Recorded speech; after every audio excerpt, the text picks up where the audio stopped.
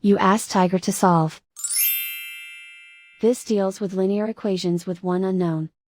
The final result is w equals -9. Let's solve it step by step. Simplify the expression. Group like terms.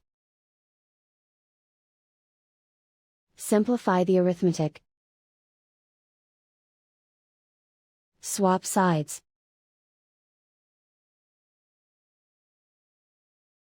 Group all constants on the right side of the equation. Subtract 42 from both sides. Simplify the arithmetic.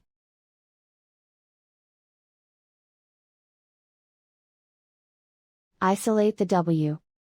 Divide both sides by 4. Simplify the fraction. Find the greatest common factor of the numerator and denominator. Factor out and cancel the greatest common factor. And so the final result is w equals -9.